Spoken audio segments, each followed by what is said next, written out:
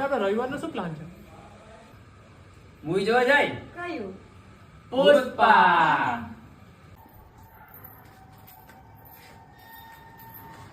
હાય, આવો આવો, બેસો.